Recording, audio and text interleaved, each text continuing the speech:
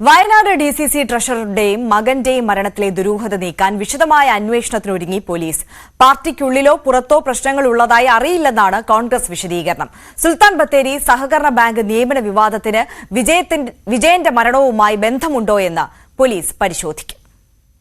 കഴിഞ്ഞ ചൊവ്വാഴ്ചയാണ് വിഷമുള്ളിൽ ചെന്ന നിലയിൽ വയനാട് ഡിസിസി ട്രഷറർ എൻ.എം. വിജയനെയും മകൻ ജിജേഷിനെയും കണ്ടെത്തിയത്. കോഴിക്കോട് മെഡിക്കൽ കോളേജ് ആശുപത്രിയിൽ ചികിത്സയിലിരിക്കെ ഇന്നലെ രാത്രിയോടെ ഇരുവരും മരിച്ചു.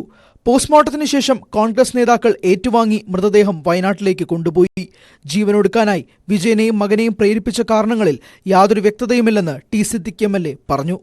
വല്ലാത്ത വേദനിക്കുന്ന ഒരു മരണമാണ്, വിഷമകരമായിട്ടുള്ള ഒരു മരണമാണ്.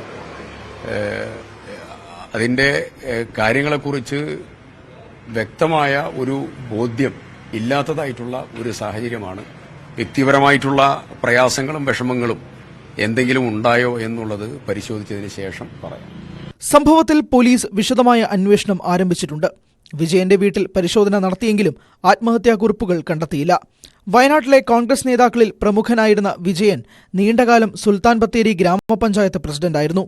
പ്രമുഖ സഹകാരി എന്ന നിലയിലും ശ്രദ്ധേയനായിരുന്നു. സുൽത്താൻ ബത്തേരി സഹകരണ ബാങ്ക് നിയമന ക്രമക്കേട് വിവാദം അടുത്തിടെ വലിയ ചർച്ചയായിരുന്നു. ഇതുമായി ബന്ധപ്പെട്ട് വിജയന്റെ പേരും ഉയർന്നിരുന്നു. ഇതിനിടയിലാണ് വിജയനെയും മകനെയും വിഷം കഴിച്ച നിലയിൽ കണ്ടെത്തിയത്.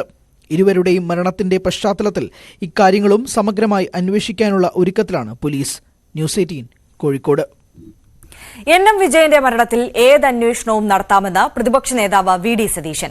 തെറ്റ് ചെയ്തവരെ സംരക്ഷിക്കില്ല. കെ.പി.സി.സി നേതൃത്വത്തിന് നൽകിയ പരാതിയെക്കുറിച്ച് അറിയില്ലെന്നും വി.ഡി. സതീശൻ പറഞ്ഞു.